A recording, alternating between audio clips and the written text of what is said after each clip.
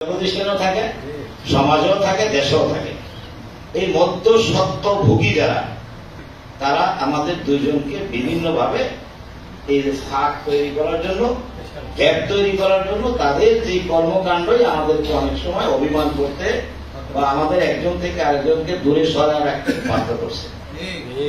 এই বাস্তবতাটা সে বলে না, আমিও বলি না, আজকে আপনাদের সামনে বলতেছি। কারণ জানতে হবে, যে লোকটি 14 বছর শ্রম দিয়েছে আমার পরিবার এবং আমার নিজের পিছনে, আমার ভাই দুর্ঘটনায় মারা গেছে, একটা স্ট্রোক করে মারা গেছে একটা, তারা তো আমাকে এত শ্রম কাছের থেকে দিতে পারে নাই। জন্ম হয়েছে আমার একই মাতৃগর্ভে, একই উদরে, একই বাবার পুরুষ থেকে এই 3 ভাই, আমরা এক বোন ছিলাম। সে 14 বছর যেটা আমাকে কাছের থেকে দিছে, আমার 2 ভাই তো আমার কাছের থেকে এতটুকু সাপোর্ট করতে পারে নাই। কাজী আমার অরুর যত বা আমার সহোদর ভাইয়ের চেয়ে তার মর্যাদা কি আমার কাছে কম থাকবে? আচ্ছা, আমি তাকে ভুলি নাই, আমি তাকে কখনো ছোট করি নাই, খাটো করি নাই। কিন্তু এই যে আবার বলতেছি, মধ্য সত্য ভোগী যারা, যারা নাকি পার্সোনাল ভাবে বেনিফিট আদায় করে বা আদায় করতে চায় বা ব্যক্তিগত ভাবে বেনিফিশিয়ারি যারা, তারা কিন্তু মাঝে মধ্যে গ্যাপ তৈরি করে বসে। আমি আমার ফ্যামিলির একটা উদাহরণ দিই। আমার 3 মেয়ে, জানেন আপনারা?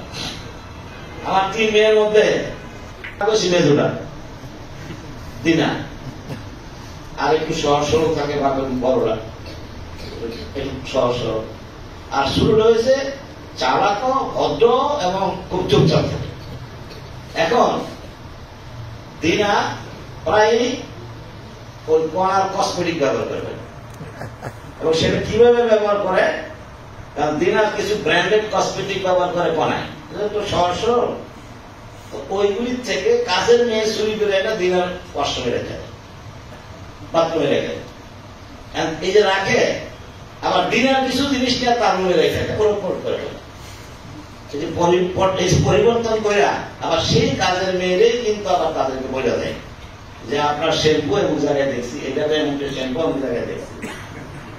এই যে 2 বোনের মধ্যে দৌরাত্ম তৈরি করা, এটা যখন এক পর্যায়ে যে এই শ্যাম্পু, তারপরে 3 বোন কোন এক কারণে একত্র হয়েছে, হওয়ার পরে তুই আমার শ্যাম্পু নেস গা, এটা একবার তুই তো আমার শ্যাম্পু নেস গা, আমার উঠে আছে কইয়ে দিতে পারি। মানে এই তাদের মধ্যে যে ভুল বোঝাবুঝি পরে দেখা গেছে, এইগুলির ঘটনার জন্য মূল দায়ী হয়েছে কাজের মেয়ে। তো কাজের মেয়েরা 3 বোনের মধ্যে যে ফাঁক তৈরি করছে, যখন সামনাসামনি হয়েছে, চাকরি গেছে 3 কাজের মেয়েরই। একটা কথা বলি, আমি হাদিস জানি না, তবে একটা কথা বলি, আল্লাহ সবচেয়ে বেশি রাগ করেন কথা জানেন? কারো হক নষ্ট করে, হক নষ্ট করে, এটা মাফ করবে না যতক্ষণ ওই ব্যক্তি মাফ না করে, তখন আল্লাহ মাফ করবে। আর একটা হচ্ছে যে একটাই মাত্র চাদর পৃথিবীতে যেটা আমাদের সৃষ্টিকর্তার গায়ে আছে, সেই চাদর যদি কেউ গায়ে দিয়ে ফেলে, তাহলে অহংকারের এই চাদর ওই মানুষটিকে কিন্তু কখনো মাফ করবে না। আমরা অনেক সময় আমার আল্লাহর চাদর তো আল্লাহ ছাড়া আর কেউ এটা ব্যবহার করতে পারবে না। এটা বুঝে কেন বলতেছে জানেন? সকল ক্ষমতার উৎস এবং মালিক আল্লাহ, এটা অস্বীকার করার জন্য। কিন্তু সেই আল্লাহর পাওয়ার যদি আমি দেখাই ফেলি, চাদর, যেটা চাদর বলতেছি, তাহলে কি আল্লাহ আমাকে মাফ করবে? হক মাফ করবে না, আর ওটাও মাফ করবে না। এখন দেখেন, আমাদের এই যে কাজের মেয়ের উদাহরণ দিলাম, সরি এভাবে বলা ঠিক না। আমাদের এই প্রতিষ্ঠানগুলি পারিবারিকভাবে, প্রাতিষ্ঠানিকভাবে, শিক্ষাঙ্গনে, বিভিন্ন জায়গায় যারা কাজকর্ম করেন, তারা কিন্তু আমাদের আসলে ক্ষমতা ধরতো আল্লাহ।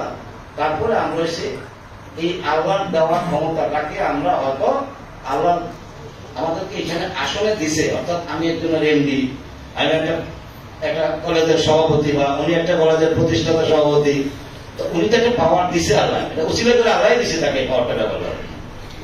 এই চাদরটা যদি আমার এই আল্লাহ থেকে প্রাপ্ত পাওয়ারের বিষয়টি যদি আরেকজনে ইউজ করে ফেলে, তখন এটা কিন্তু আল্লাহ সহ্য করবে না। এমন দেখা গেছে আমাদের প্রতিষ্ঠানে অনেকেই এই চাদর ব্যবহার করে এবং করতে গিয়ে তারা বিপদগ্রস্ত হয়। যেমন